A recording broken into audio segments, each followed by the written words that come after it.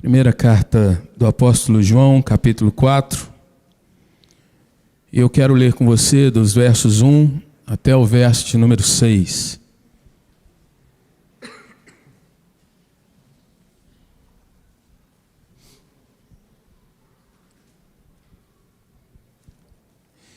Diz assim, palavra do Senhor: Amados, não deis crédito a qualquer espírito.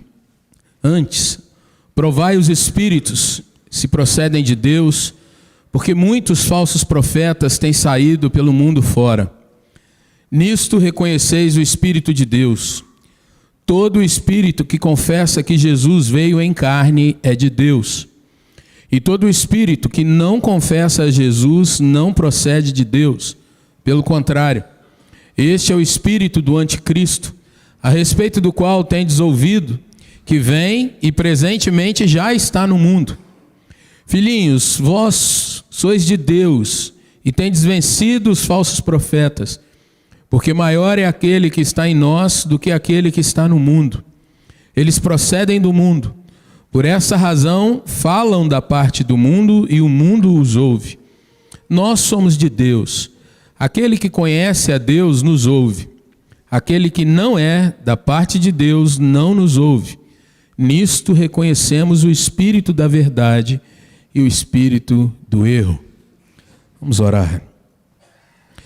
Santo Deus, eterno Pai, lemos a Tua palavra, Senhor, e rogamos, Deus, em nome do Senhor Jesus, que o Teu Santo Espírito trabalhe o nosso coração, nossa mente, que, ó Deus, possamos de fato, iluminados por Ti, não apenas, ó Deus, ter mais uma porção de cultura, de crescimento no sentido apenas ideário, Senhor, mas que tenhamos sim, ó Deus, uma prática diferente na nossa caminhada a cada dia.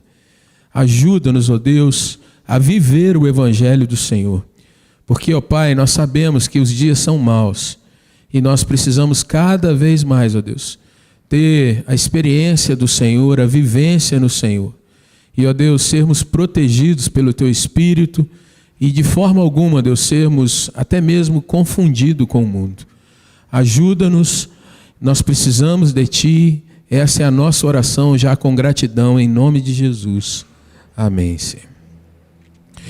Queridos irmãos, não é nenhum tipo de jargão, mas é algo necessário visitarmos nesse nosso tempo a questão de vivermos dias confusos, dias onde há palavra de todo tipo. Se você parar para pensar, você vai chegar comigo à conclusão de que eu acho, e é verdade, nunca houve tanta informação à nossa disposição. Você tem informação sobre tudo na palma da sua mão aí. Inclusive, alguns entram para dentro da igreja e, ao começar a ver alguma coisa que não lhes soa muito bem, eles já entram num outro mundo sem sair do lugar, apenas com alguns toques aí nessa tela que está na sua frente. Nós vivemos épocas, irmãos, em que da fé, da mesma forma, também tem sido tão misturada.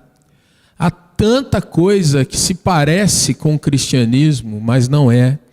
Há tantas vozes sendo disseminadas que não são do Senhor, que o crente mais desavisado, o crente que anda mais indiferente com as coisas do Senhor, ele é levado facilmente, às vezes por uma pergunta, às vezes por uma palavrinha que alguém aprendeu do hebraico, ou uma palavrinha que alguém aprendeu do grego, e basta ele cutucar que alguém mais desavisado escorrega, tropeça, e muitas vezes, achando que está andando com o Senhor, está se afastando e muito da verdade do Evangelho. A pergunta que eu gostaria de iniciar essa conversa com você, essa mensagem, é para que você pense se você, um crente já de quanto tempo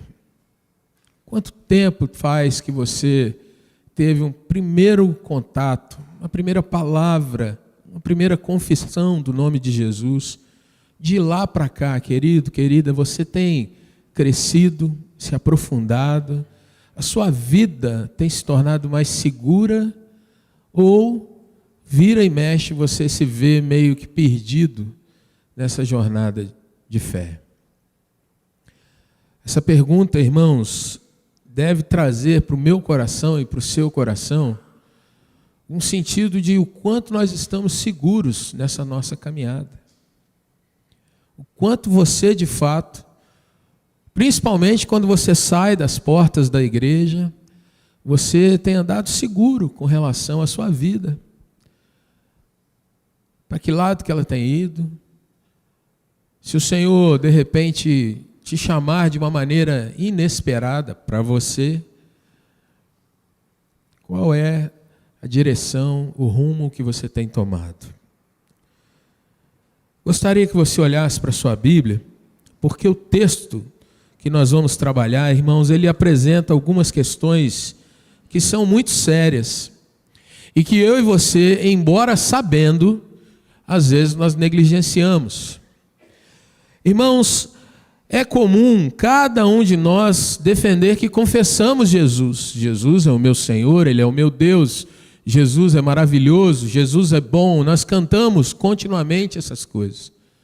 E eu louvo muito a Deus porque em nossas canções, com a nossa simplicidade, a gente consegue se fazer entender por qualquer um que lê a mensagem projetada, que canta um cântico de fácil assimilação.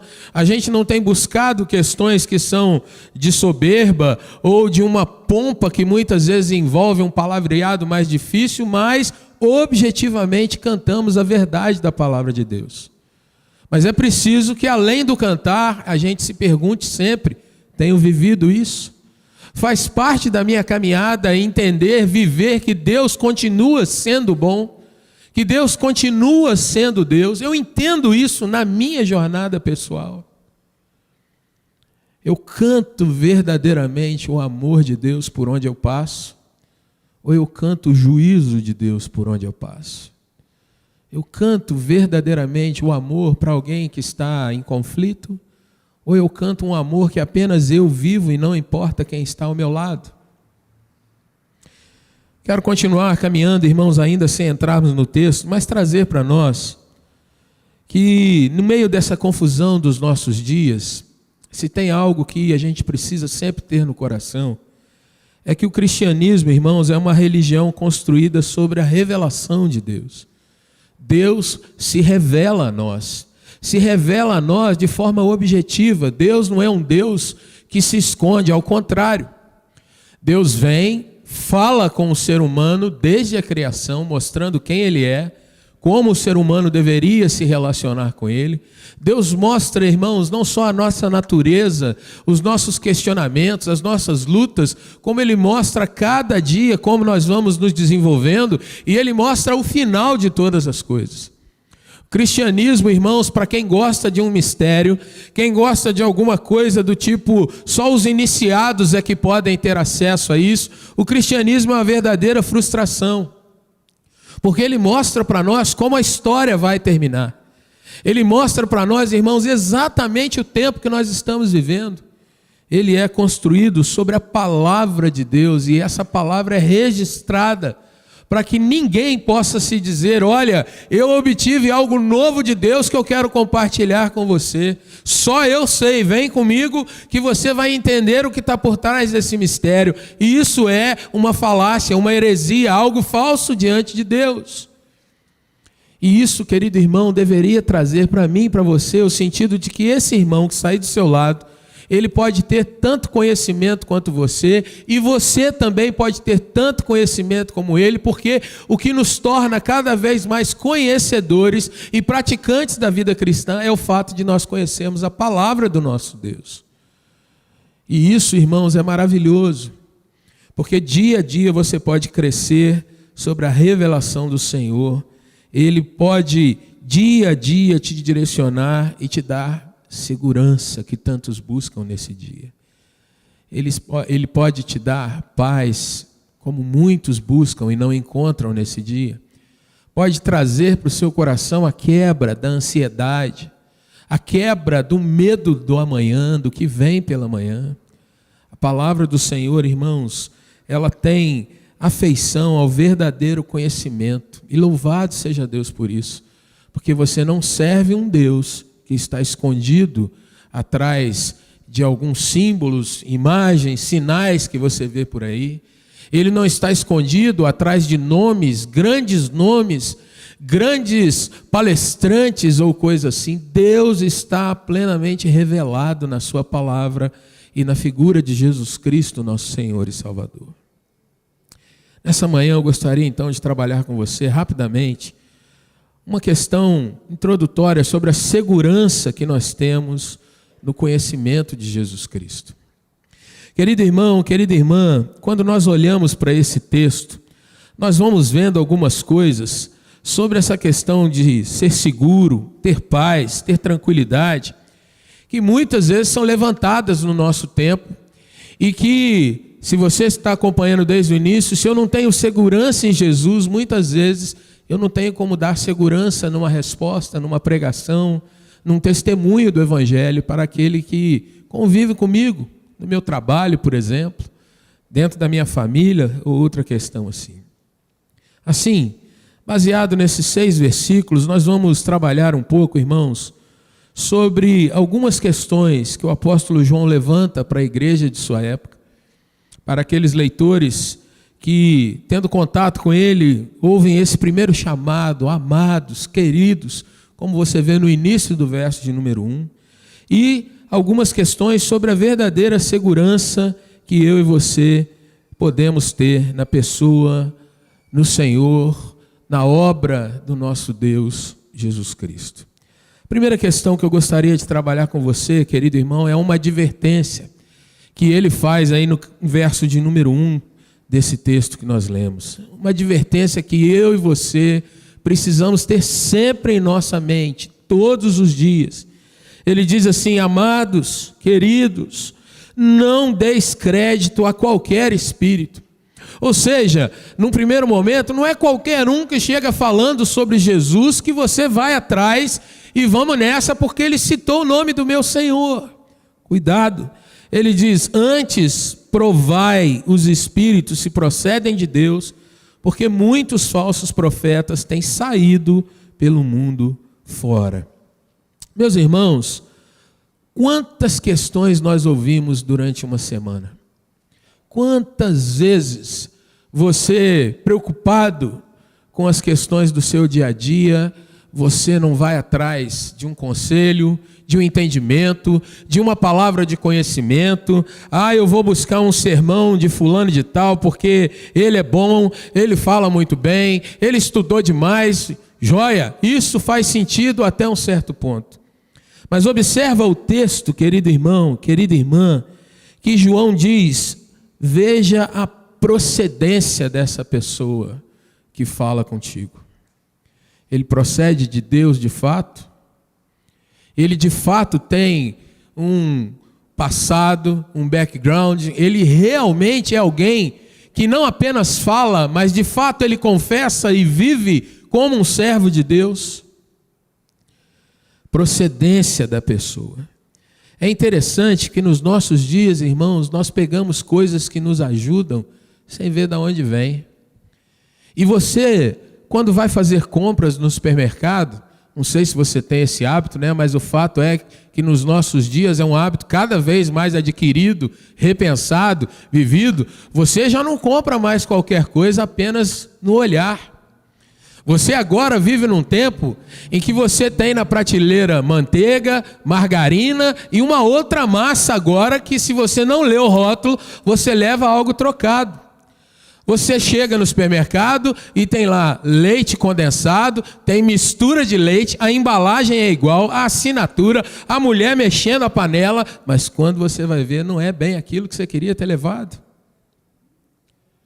E aí, quanto mais atento você é com a sua saúde, mais você vai ler até aquelas letras miudinhas, né? Aquela que você pega a embalagem e fala: miserável, por que teve que escrever tão pequeno? E você fica lá e fica cá, mas você quer saber o que você está levando para sua casa.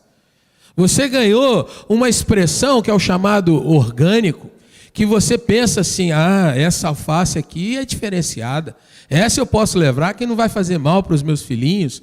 Você adquiriu uma outra palavra, que é a chamada gourmet, que você fala, bom, se isso é gourmet, é diferente de tudo o que eu já comi até então eu estou levando alguma coisa.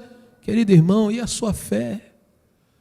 Quando você vai começar a observar de onde procedem as pessoas com quem você tem estado no seu computador?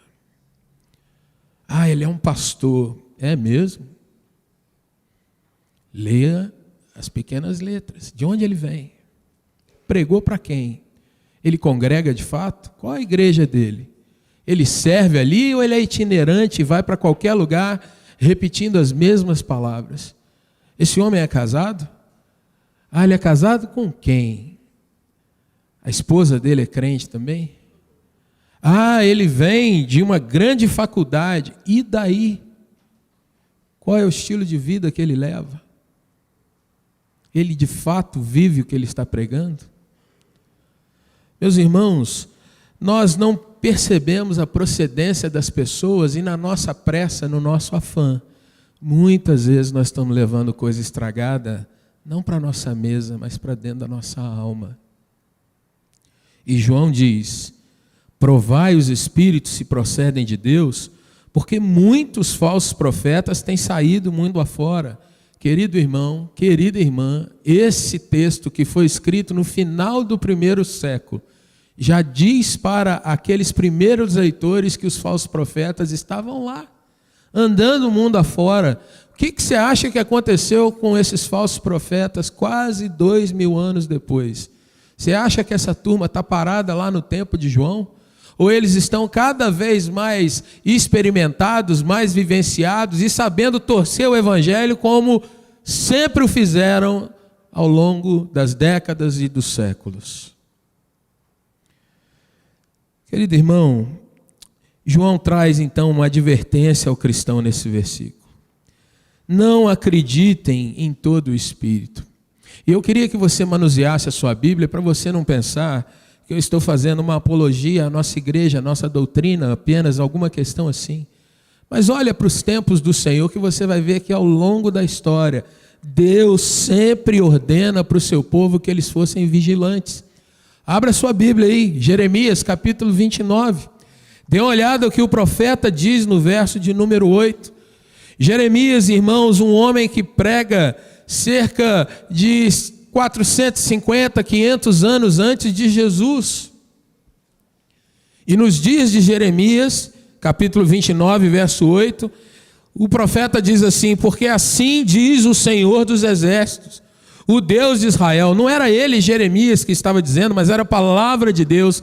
Ele diz assim, não vos enganem os vossos profetas que estão no meio de vós, no meio de vocês, ó Israel, nem os vossos adivinhos, nem deis ouvidos aos vossos sonhadores. Lê comigo essa última frase, vamos juntos? Que sempre sonham segundo o vosso desejo. Parece que Jeremias estava vendo um grupo de israelitas que dizia, hoje eu estou aflito, preciso de uma palavra de consolo. Qual é o canal do profeta de hoje que vai trazer consolo? E Jeremias diz, eles vão dizer exatamente aquilo que mexe com o seu ouvido. Aquilo que você está gostando de ouvir. Aquelas palavras que te adoçam.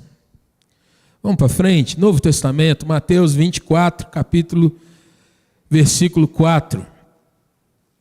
Palavras do Senhor Jesus, um texto que o reverendo Eloy gosta muito de trazer aqui em meio às suas pregações para nós. É o próprio Senhor Jesus, era Deus ali encarnado. E Jesus, não obstante sendo Deus, estando no meio de nós, ele adverte os seus ouvintes. O que está escrito aí? Vamos ler juntos? E ele lhes respondeu, vede que ninguém enrede vocês. Enredar, colocar você numa rede, te tirar do seu contexto, para onde ele quer te levar. Agora o apóstolo Paulo que vai nos falar um pouco mais, Efésios capítulo 5, verso 6, vamos lá. Caminha comigo, irmãos, que o tempo está passando. Efésios 5, 6. Agora é o apóstolo Paulo que vai dizer para nós como que as estratégias vêm. O texto diz: ninguém vos engane com palavras vãs. Palavras vãs. Porque por essas coisas, por ouvir essas palavras, por esse engano, vem a ira de Deus sobre quem? Os filhos. As palavras vãs nos tiram da obediência do Senhor. Quer medir se você está caminhando com Cristo? Meça o seu grau de obediência às palavras de Jesus. Por último, Paulo escrevendo a Timóteo, capítulo 4 da primeira carta, vai comigo. 1 Timóteo 4. Deus, as duas naturezas não se confundem e elas estão plenamente na pessoa do nosso Senhor. Mas pastor, o que importa eu guardar isso no meu coração? Querido irmão, querida irmã, sendo Jesus 100% homem, você precisa guardar que Ele passou por todas as dores que você e eu passamos. Ele passou por todas as provas que eu e você passamos. Ele passou por todas as lutas que eu e você passamos, sem jamais sucumbir ao pecado. Jesus, irmãos, estando entre nós, suportou todos os medos, anseios, todas as dificuldades que nós passamos. E, no entanto, Jesus jamais abriu mão da palavra, do contato, da oração, da comunhão com Deus Todo-Poderoso, o Pai Celestial. Veja que nos nossos dias, às vezes nós queremos ter Jesus. E às vezes nós falamos sobre Jesus. E às vezes nós nos dizemos servos de Jesus. Mas querido, querida, até quanto vai isso no nosso viver? O apóstolo então vai usar os versos 2 e 3 para um teste sobre essa confissão. Ele vai mostrar, irmãos, no verso de número 3, que no verso 2, nós olhamos o Espírito, ou um ensino, ou um entendimento que confessa que Jesus, de fato, é 100% homem, como eu e você. Se ele não é 100% homem, querido irmão, irmã, aquela cruz não é verdadeira. A ressurreição não é verdadeira. E o fato de nós termos certeza da nossa realidade com Deus na eternidade não é verdadeiro. Quando nós olhamos para esse teste, o verso de número 2 nos mostra que há uma confissão realmente positiva no sentido de que Jesus de fato veio em carne e é do Senhor.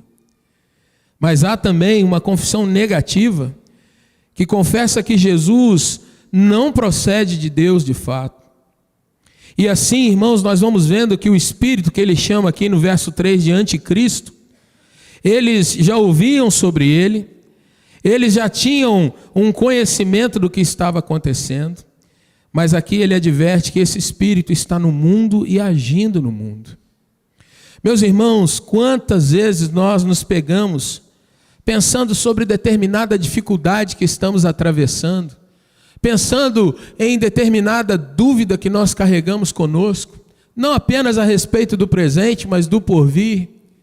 E aí, irmãos, nós vamos ouvindo certas coisas que são muito prejudiciais à nossa caminhada.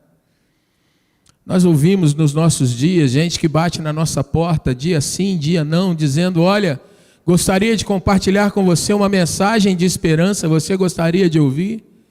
E eles falam no nome de Jesus, mas não admitem que aquele Jesus é Deus conosco, é o Filho do Deus vivo. Colocam Jesus numa categoria menor, como se fosse alguém criado, alguém que foi estabelecido depois. Ele tem autoridade, mas não é a total autoridade. Meus irmãos, nós vimos gente que são chamados de evangélico, mas que dizem que você só vai ter realmente condição de salvação, de certeza de salvação lá no final. E no meio de um imbróglio colocam Jesus e o próprio Satanás como que se fossem irmãos disputando alguma coisa. E é gente que às vezes você chama de irmão, é gente que às vezes você diz que é crente, mas é gente que não admite Jesus como ele é. E a pergunta que eu te faço é: você tem obtido conhecimento sobre essas coisas, querido? Irmãos, nós vivemos em tempos tão absurdos que as pessoas às vezes afirmam que estão aprendendo sobre Jesus em novelas. E por mais que alguns considerem isso absurdo, a grande realidade é que tem muito crente defendendo até certos consultores de novelas, porque eles são grandes expositores, pregadores. Ah, mas ele é formado, arqueólogo e tudo. Ele confessa Jesus de fato assim? Ou ele coloca a sua fé em uma certa profetisa, dizendo que ela sim detém a revelação de Deus? Cuidado com o que você vê por aí. Cuidado com a água que você bebe. Cuidado com o que você tem feito com a sua fé, com o seu coração. Faça o teste de confissão. E eu não estou dizendo apenas para você observar o que vem de fora. Esse mesmo teste deve ser feito na sua vida diariamente. E eu me preocupo muito menos com os que tem lá fora, irmãos. Eu me preocupo conosco aqui. Se a nossa vida tem revelado de fato uma fé em Jesus, ou se a nossa vida tem revelado uma fé que até tangencia Jesus, mas não é de fato com alvo em Jesus. Nós somos pessoas mais amáveis, joia. Nós somos pessoas um pouco mais agradáveis, parabéns. Nós somos pessoas ligadas no bem do outro, serviço social, aleluia. Mas a questão é, de fato, a sua convicção é quem é a pessoa de Jesus. Porque é isso que determina aonde você vai passar a eternidade. É isso que determina, querido amigo ou querida amiga, se você precisa receber Jesus como Senhor e Salvador ou não. Se você já o fez. Por último, querido irmão, irmã, os versos 4, 5 e 6, e eu falei com você que seríamos apenas introdutórios aqui. Esses 3 últimos versos, eles trazem um contraste do que é o foco, para onde vai a glória, onde está o reconhecimento que nós vamos observando nessa nossa caminhada. O texto diz assim: filhinhos, lá em cima ele nos chamou de amados, agora ele volta com um coração doce, edificando, mostrando para os seus primeiros leitores e mostrando para os crentes fiéis que às vezes estão um pouco acuados nesses tempos. Ele diz: vocês são de Deus e vocês têm vencido os falsos profetas, porque maior é aquele que está em nós ou em vós do que aquele que está no mundo. Querido irmão, querida irmã, se dia a dia nós avançamos na confissão genuína de que Jesus é totalmente homem, totalmente Deus, se dia a dia nós avançamos, irmãos, como o texto nos diz, nós reconhecemos e de fato nós andamos dizendo e vivendo que Jesus veio entre nós, totalmente como nós, se nós observamos, irmãos, que dia a dia, quem não confessa e não vive isso totalmente não procede de Deus, ele diz: vocês têm vencido os falsos profetas. A vitória não está num debate em que eu ganho pontos no sentido de me colocar frente ao outro. A vitória está, querido irmão, em que cada dia é Jesus que cresce dentro do meu coração. É Jesus que cresce na minha mente. É Jesus que é o alvo, mas ao mesmo tempo é o caminho. E é Ele que é a origem. E dia a dia eu me vejo que não estaria aqui absolutamente se não fosse por graça, por amor e pela presença de Jesus. Por Ele ter me tirado das trevas e estar dia a dia caminhando comigo, me livrando de mim mesmo e do mal que habita em mim. Eu tenho sido vencedor do mundo à medida que Jesus é aquele que vai se tornando dominante nas minhas práticas, dominante nos meus pensamentos, dominante nas minhas leituras. Eu consigo assistir o jornal, fazer uma leitura do meu tempo com o olhar do Senhor sobre essa situação. Mas ele mostra o contrário também, verso 5. Eles procedem do mundo. E de onde vem a sua fala? Do mundo. E veja quem os ouve, quem os engrandece, quem os reconhece: o mundo. Irmãos, há um tempinho atrás, assistindo um debate na internet, conseguia ver um homem que era exaltado pelo mundo. Um homem reconhecido como um pastor diferente dos pastores. Um homem que estava acima da média. E o interlocutor que ali trazia os pontos para que aquele homem mostrasse toda a sua grandeza, a sua cultura, a sua serenidade, o interlocutor ia instigando. E a sua posição sobre isso? E aí ele colocava não o que a Bíblia traz, mas a visão de: olha, nós já avançamos tanto com o nosso conhecimento, que hoje nós podemos olhar para essa situação e isso deve ser visto com muito amor. E amor é uma palavra quase que mágica, instantânea para esse nosso tempo. E o interlocutor colocava uma outra questão que é grave para o meio cristão, e aquele homem dizia: não, nós já avançamos a tal ponto de que nós podemos olhar e ver que todas as religiões estão caminhando para o mesmo foco, e o foco é que nós tenhamos paz, uma vida onde A, B ou C, crendo A, B e C, todos nós podemos andar juntos. E é interessante que Jesus é simples dizendo: quem comigo não ajunta, espalha. Mas na visão daquele pastor além dos pastores, um homem reconhecidamente no meio secular, como sábio, como um grande influencer, como alguém que tem um passado muito bonito e hoje um presente não tão grandioso assim.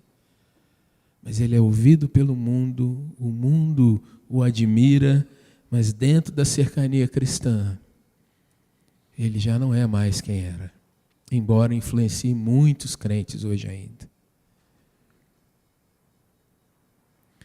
João vai terminar seu contraste, seu comparativo, mostrando quem, irmãos, as pessoas que muitas vezes nos influenciam, quem elas glorificam. Quando você assiste a alguém que te dá uma boa palavra, essa pessoa está apontando para Jesus ou para ele mesmo? Essa pessoa está engrandecendo Jesus como Senhor, Salvador, aquele que veio e vai voltar? Ou essa pessoa está até falando de Jesus como um grande psicólogo, um grande médico, um grande amigo, um grande A, B, C, D e tudo, mas não é aquele que repudia os nossos pecados. Não é aquele que não pode haver convivência, santidade com profanação. Os grandes amigos que você tem na internet ou na sua TV, eles te levam a reconhecer Jesus ou a reconhecer esses camaradas como grandes? João diz assim: nós somos de Deus. Quem nos ouve é aquele que conhece a Deus. Quem nos ouve de fato é aquele que anda com Jesus. Porque ele não vai chamar a você de grande ou a mim de grande, ele vai falar que Jesus é grande. Jesus é o Senhor. Jesus efetivamente é o único Senhor. É o único digno de glória. É o único e não há outro nome que esbarre nesse nome. Irmãos, nós vivemos em tempos em que as pessoas não têm dificuldade de falar que Jesus foi grande. Mas faça a pergunta: ele é único? Ele é único ou não? Porque para muitos, irmãos, Jesus é Salvador, mas boas obras também salvam.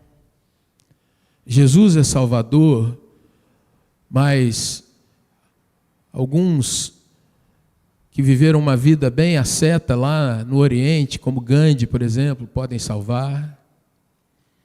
Jesus é Salvador, mas se você for uma pessoa que se livra de coisas ruins, negativas, você também poderá ser salvo.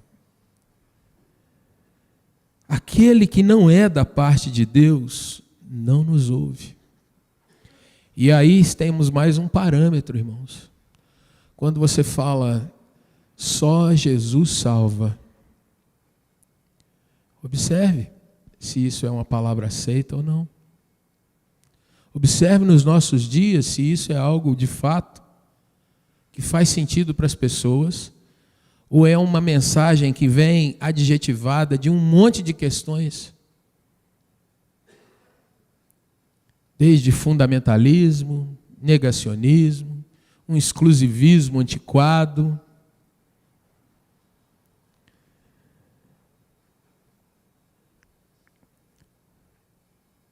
Queria que você, olhando para a sua Bíblia, repetisse comigo a última frase do verso de número 6.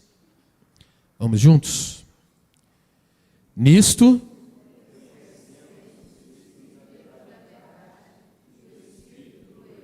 mais uma vez, nisto,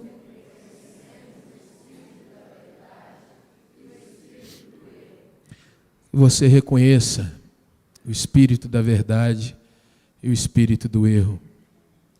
Que você tenha discernimento, querido irmão e irmã, nesses nossos tempos difíceis. O Senhor Jesus disse assim: as minhas ovelhas ouvem a minha voz. Elas não ouvem qualquer voz. As minhas ovelhas me conhecem. E nessa manhã, como que nós estamos caminhando, irmãos?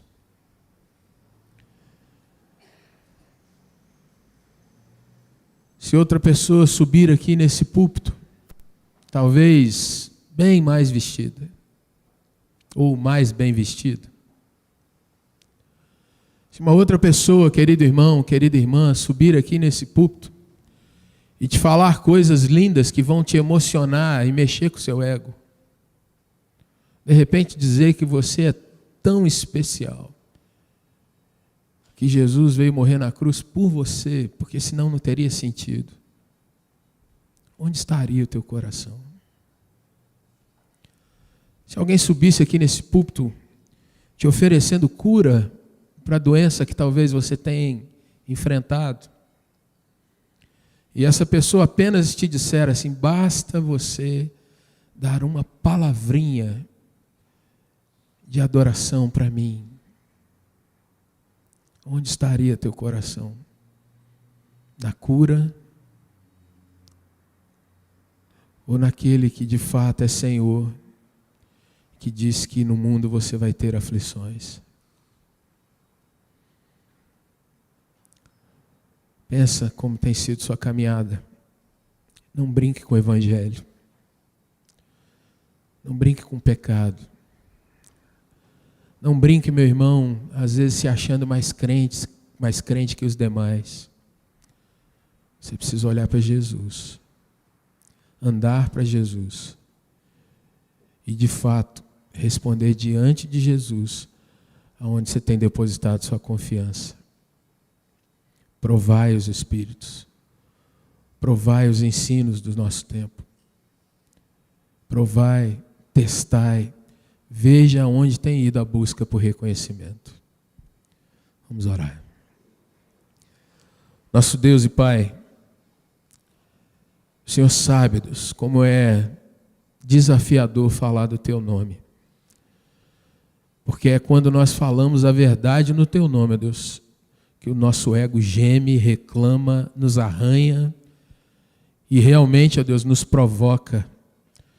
Quando falamos no Teu nome, Senhor Deus, é quando ouvimos do nosso ego. Será que você precisa ouvir isso? Você é melhor que isso? Mas eu te peço, ó Deus, que o Senhor, no nome santo de Jesus, humilhe o nosso ego e nos mostre, ó Deus, que de fato, que Jesus é o único nome pelo qual importa que sejamos salvos. Deus, tem misericórdia dos crentes dessa nossa época, Deus. Não apenas aqui na nossa igreja, mas em todo lugar, Senhor. Desperta a Tua igreja, Senhor. Desperta-nos, ó Deus, para a nossa altivez, para a nossa arrogância, Pai. Desperta-nos, ó Deus, para que nós não nos achemos mais conhecedores, maiores, mais dignos, ó Deus. Desperta-nos para ver, ó Deus, que todos os dias nós precisamos do Senhor. E tenha misericórdia de nós, ó Deus. Ajuda-nos a viver na Tua presença. É a nossa oração, ó Pai, te rogando misericórdia, em nome de Jesus. Queridos irmãos, que a graça maravilhosa do Senhor Jesus Cristo e o amor infinito de Deus, o nosso Pai Celestial, que a doce consolação, a comunhão, a unção e o poder do Espírito Santo repousem sobre nós, reunidos aqui nessa nave, sobre aqueles que nos acompanham remotamente e sobre toda a igreja de Jesus Cristo espalhada na terra. Não somente hoje, mas para todo sempre nós dizemos amém. E graças a Deus. Antes de nós nos sairmos daqui do recinto, queria saber se nós temos amigos, amigas que nos visitam nessa manhã. Você que vem a essa igreja pela primeira vez, se você puder estar de pé, para que nós possamos te conhecer. Temos visitantes? Joia. Então é todo mundo da casa. Então no próximo culto, traga um visitante consigo para cultuar ao Senhor. Vamos para as nossas classes. Às 19 horas temos culto novamente. Que Deus te abençoe.